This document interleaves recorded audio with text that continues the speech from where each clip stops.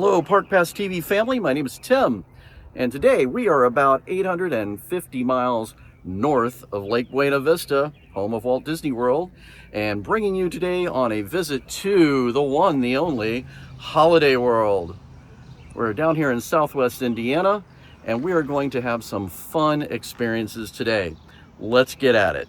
Holiday World is actually the very first theme park.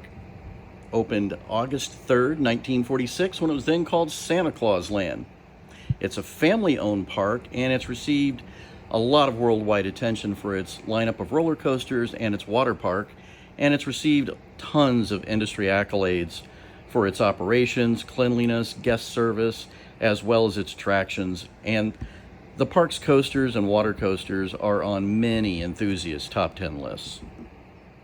Now today I'm here bright and early, 2 hours before the park opens, and actually I'm the only car in the entire parking lot, but I'm here for a very special private tour called the Early Bird Tour. You can book this on select days anytime during the regular operating season of May through October, and it's a special behind the scenes tour of some of their major roller coasters. And one of the very unique parts of it is you get to walk to the very top of the lift hill of the Voyage, the world's second longest wooden roller coaster. So I need to go through security and then meet my tour guide inside the gates. So let's get started on our adventure. And this is something you normally don't get to see, an empty park, while we're on our way to our first stop on the tour, the Voyage, and to climb the lift hill.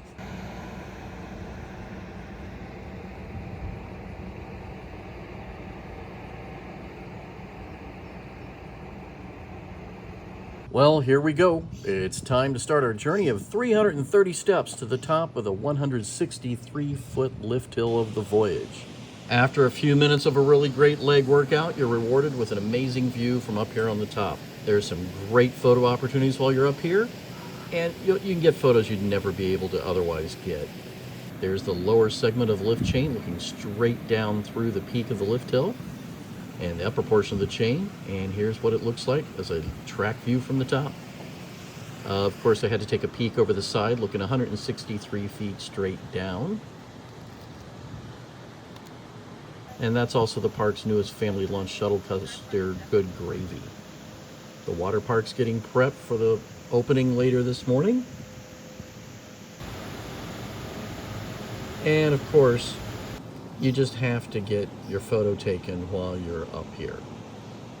Be sure to plan for some ideas ahead of time for some fun photos so you can make use of the time at the top and get some really fantastic images. Take advantage of the opportunity.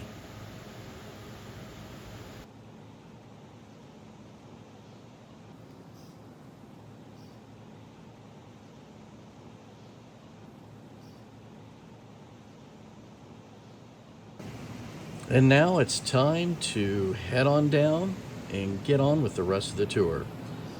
330 steps are certainly a whole lot easier going down than whenever you're going up. Now we return to the empty station and join up with the maintenance technicians to learn about their daily maintenance and safety procedures and get some more up-close looks at the track. Hour to 3 hours. It just depends on what we're finding, if we're finding much in the morning. And what type of things do you look for when you're doing a track inspection? Broken bolts, like the top still here, you'll find them several spots throughout here. You'll find side still bolts broke, and then we've got uplift on the bottom, which I'm gonna assume what you know what uplift is. You'll find that, and then you're just looking for loose boards, your handrails, anything can possibly fall off or come loose.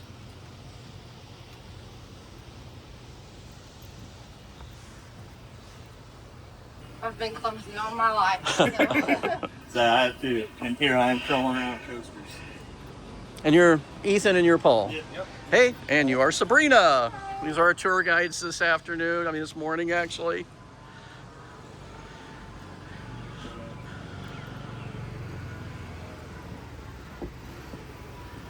How's the walk up the hill? Wasn't bad, even in this humidity.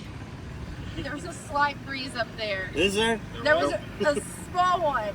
There wasn't this morning. No. Luke said when he climbed yesterday, there was no breeze Yeah. at all up there. And he said, so we got up there and it was just straight heat. I thought, ugh. Now the braking, is that pneumatic or is it air or is it? Yeah. Yep. We've got our brake chambers here that open and close with the reliance coming in. They'll pulsate as the train comes through. These are like These are the sensors. sensors when it tells it to open and close.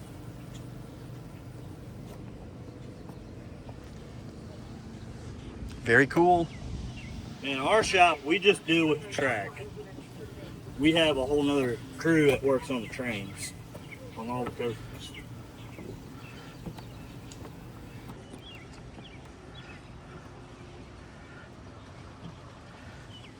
Now the type of wood, I was told it comes from Brazil. That's some more eBay. We'll see some of it down here below us. Yeah. So this Alright, right we got here some over here. is southern yellow pine, and it's treated with CCA, and that's the old style of treatment that they still treat like railroad ties and stuff with. It's copper, something, and arsenic are the chemicals that they use to treat it. I don't remember what the other C is. I don't remember. The Voyage opened in 2006, was built by the Gravity Group, and it is the second longest wooden coaster in the world at nearly 1.2 miles in length and has the most total amount of airtime at just over 24 seconds. You're not kidding. I'm sure the raccoons don't hang out down here during the day. And right here's the start of our ePay, Brazilian hardwood we get. What's the name of it again? For ePay, Okay. it's Brazilian hardwood. And how much is that a board? I'd have to look at our sheets, but it's like, I want to say it's over $200 a board. It's expensive. Not cheap. No. So dense it doesn't float. Yep. You guys have to use like a hammer concussion drill to get the we holes take a drilled? regular hammer drill and pre-drill the holes, and then we can take a nail, shove down in there, and then we'll take a air palm miller and put on top and nail them down. They're just so hard. It's like concrete, kind of. And we put them in our high impact areas. Video off, I'm gonna ask for it. How often do you have to replace those boards, those Brazilian hardwoods? So far we haven't had to replace any. Wow. And I've been here almost 8 years now. I would say because the grain is so Yeah. tight, they don't really rot. No. That is a loud bird. Yes. He's probably going to drown out all of us on the recording. Distort it because until you're standing face to face with it, getting ready to climb up it.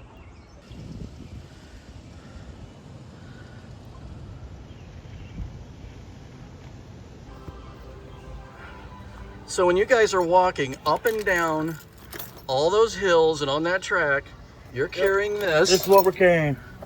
And if you want to fill it, and that's what, about it's probably 50, 60? 60 or Easy? 70 pounds, I'd say. Okay, this is very heavy. Minus the water bottle. Yeah. Oh, well, there's another 10. Yep. Well, we've got one or two guys that'll carry quite a bit more than what we need to. Well, you don't want to get out there a mile back and find, Yep. well, not a mile, but a half mile back. And Like ledgers and yeah. They'll carry extra stuff they don't really need. We can go back and fix.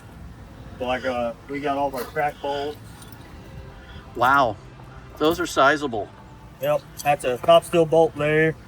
And then here's our driver, how we drive them out. Whew. Then we have punch we had made to start them, then we'll drive them out the rest of the way. Then we carry a ratchet and a socket, and a crescent wrench, and a flashlight, just a few things, tape measure, nails, just odd and stuff to do simple stuff out there. So you guys get your steps in. Steps and elevation. Yeah, it's like Stairmaster doesn't have anything on you guys. Everyone always asks if you guys have to go to school or like what you have to do this. No, it's we don't have to go to school. It's all on the job training. You get hired in, we'll get you a harness, get your locks, get you set up where you can walk and get your tools, and then we'll have you walk with one of us for 3-4 walks. Yeah, we do in-house training. I think this one's cut up into three walks. The Voyage is 2 walks, and the Raven is its entirety. So we use an app called Navarro, and that's where all our trainings are logged, and the whole park uses Navarro, all the way down to attractions and their slide attendants and everything. So. Thank goodness for mobile devices and apps now, huh? Yes, thank God. Saves paperwork. Now we leave the Voyage maintenance team and are heading over to the Thunderbird.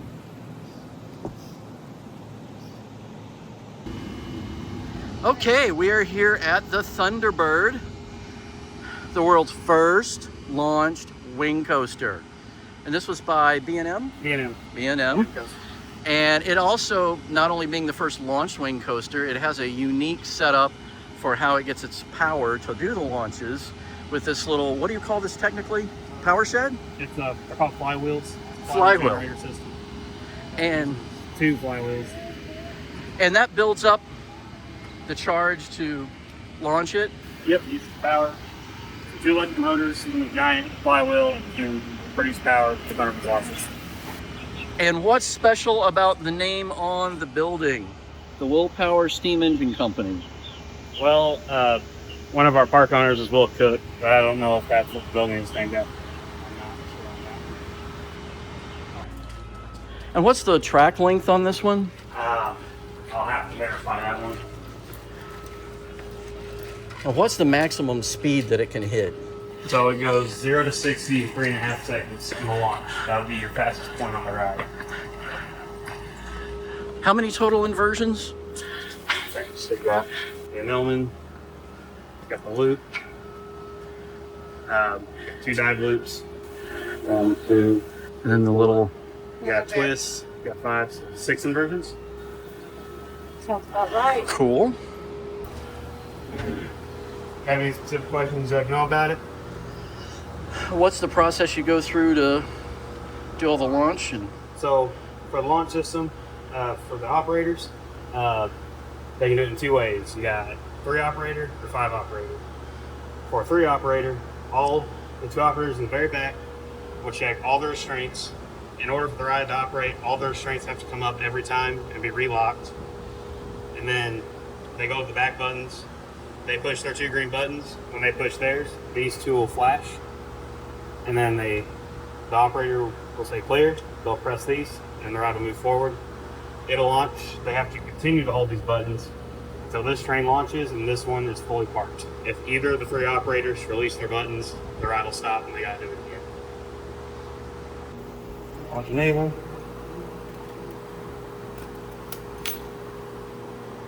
So Thunderbird's got 3 different launch profiles. You have underspeed, normal mode, and overspeed. Underspeed is used in the pre-season. We use it to warm up the train, get the grease that we just put in it, moved around, and get the wheels warmed up. It pretty much forces a rollback on the coaster. So to launch it, about to the top of the hill up there, then it'll roll it back into the station. We do that a couple times. And then we got a mode called overspeed, which launches the train at a faster speed, which pretty much forces the train to make it around. This is normal mode we're going to start with. This is 0 to 60 in 3.5 seconds.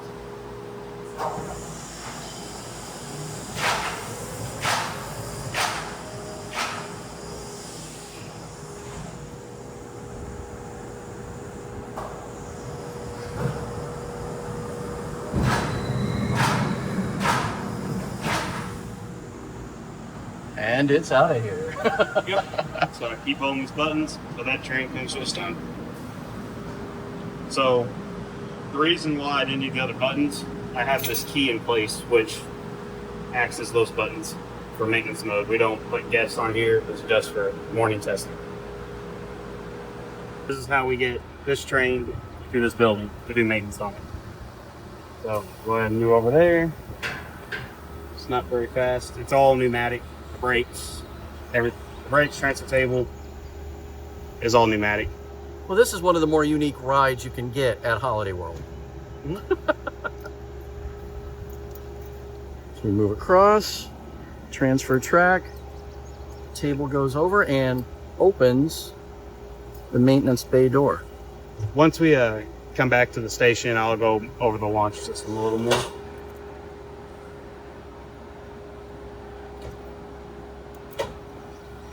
You see there where the track lines up with the interior on the maintenance bay.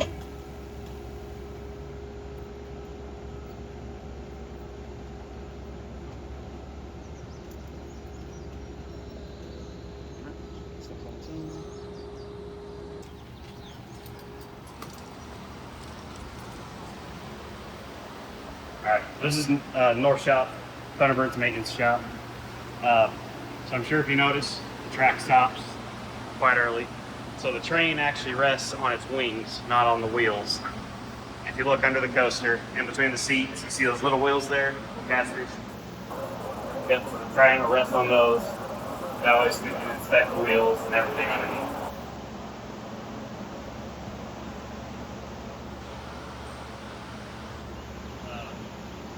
Any questions about the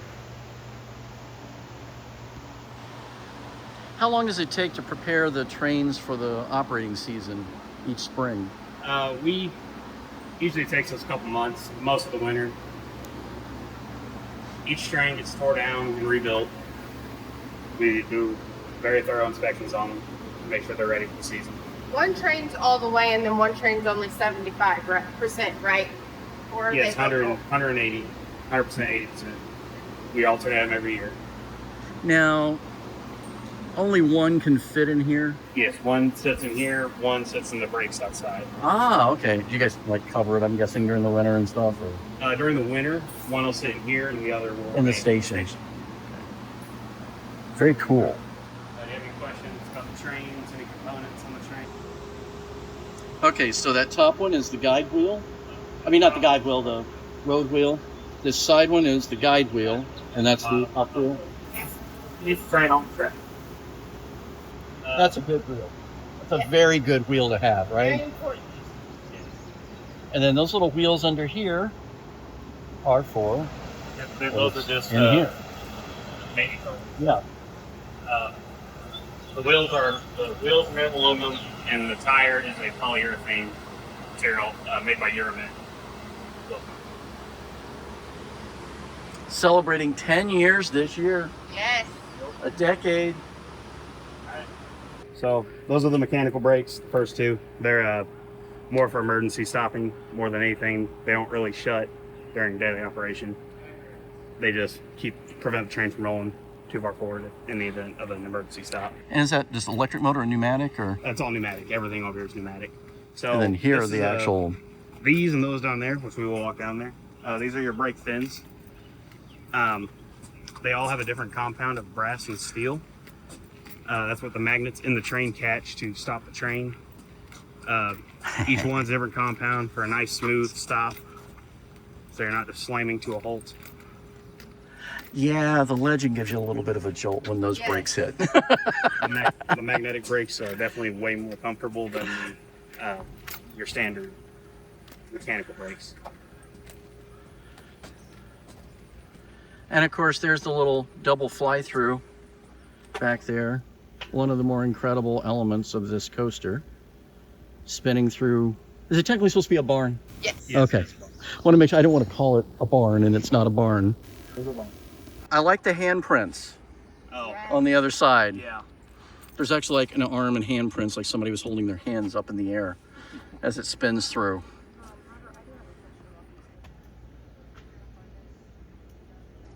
All right, so all the block zones and the braking. You have the safety blocks. So you got different block zones. You have the station, the brakes, so the track, the slow down brake, and the transfer table.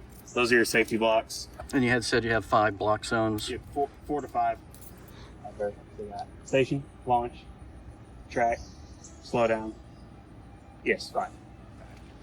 And then which part of these move up and down depending on to?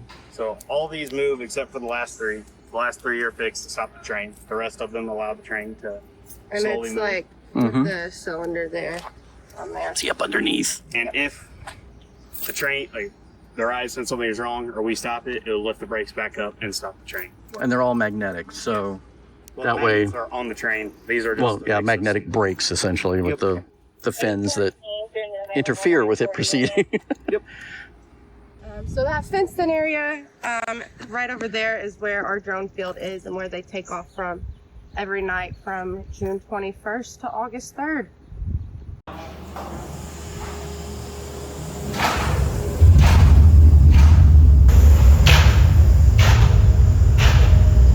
This time with sound effects.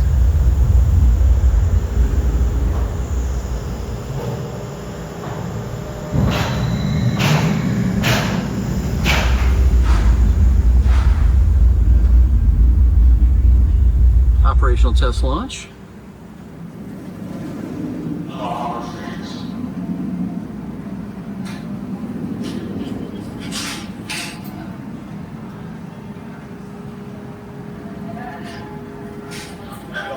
Alright, thank you.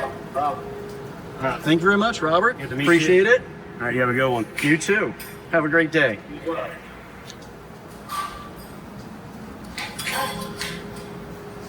So we've had Ethan, Paul, and Robert have been our techs for the day. Yes. And all through this, the amazing Sabrina. And to wrap up the morning, you get to be the rider on the first launch of the day, after which the park and the Thunderbird are open to the public.